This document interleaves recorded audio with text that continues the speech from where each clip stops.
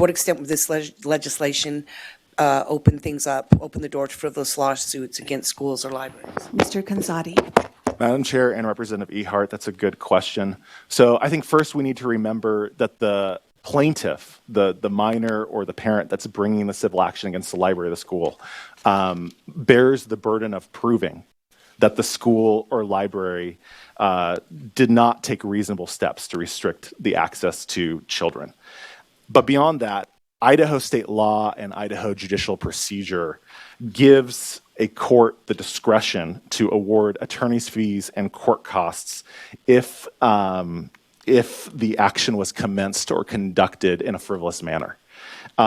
So if a parent were to file a frivolous lawsuit to try to harass a school or harass a library, the school or the library could recover reasonable costs and attorney's fees if the court chooses to award those.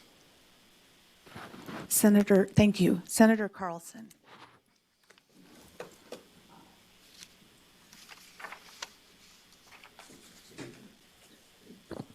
Thank you, committee. I'm Senator Cindy Carlson from District 7.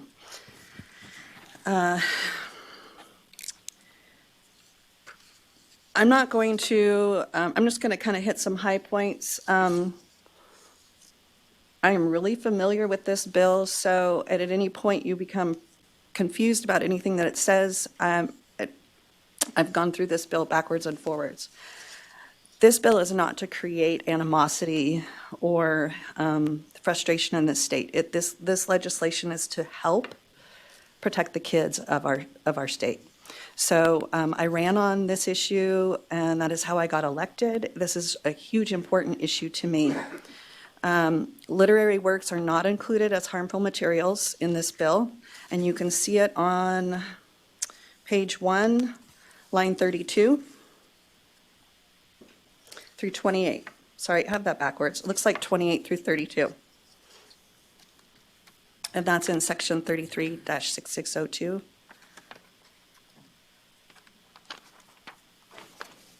Things that possess serious literary, artistic, political, or scientific value for minors are not prohibited. Senator, I'm just going to, what we're looking at in yours, the lines aren't the same, so I'm just going to tell everybody, you've probably found it, but if you start on 33 and then go down to 38, that's where it is in ours. So Okay, just, sorry about that. Yeah, no, you're good. I just wanted them not looking for it. Continue, please. The bill requires schools and libraries to take reasonable steps to restrict children's access to harmful and pornographic material. That would require them to basically come up with a policy. So we're not telling them how to come up with a policy, it's up to them. So we're leaving the local control with them.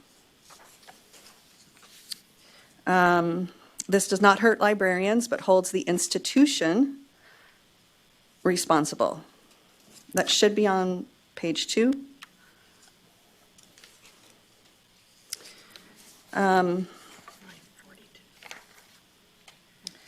want to cover the impacts, the psychological impacts on children. And pornography harms a child's precious brain.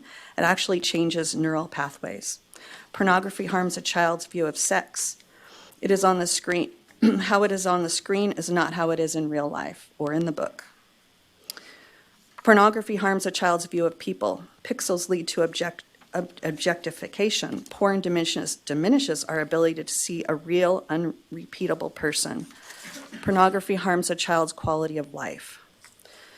Pornography causes children to harm other children. To save time for testimony, because I believe that is really, really important, I would be happy to answer questions afterwards, but we do have some material to hand out, and it's extremely graphic.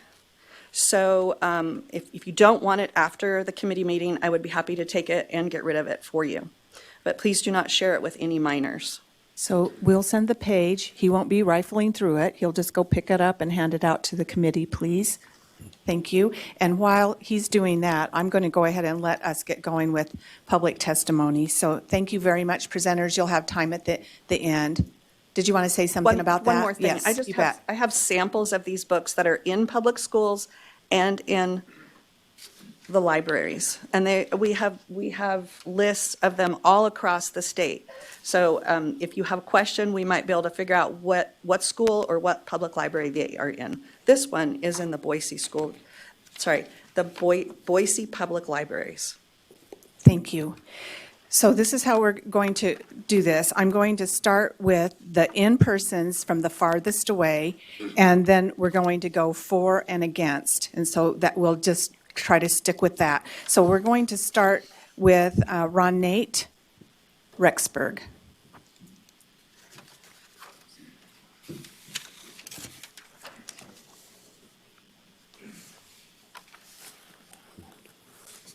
For the record, yes, you know.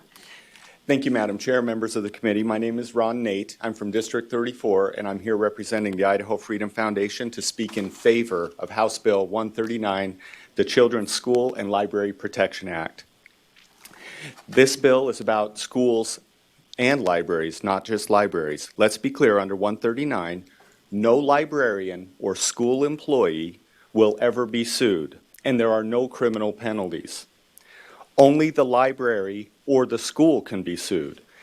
House Bill 139 creates a civil cause of action against an institution, so there are no lawsuits or criminal penalties against individuals or librarians. The $10,000 cause of action, I've heard that there's a little bit of discomfort with that amount. And the reason why it is $10,000 is for two reasons. Number one, the harm to children from these obscene materials is real and it is serious. And number two, it's $10,000 against the institution. For an individual, yeah, that's huge. But against an institution, $10,000 is significant enough to incentivize them to protect kids by restricting these harmful materials from them.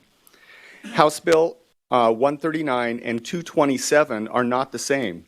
House Bill 139 is the one that should pass.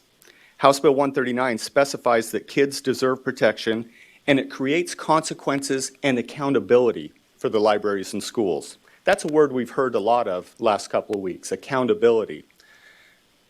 A bill that just says libraries should do something and then there's no consequence if they fail to do it lacks accountability. House Bill 139 has the accountability.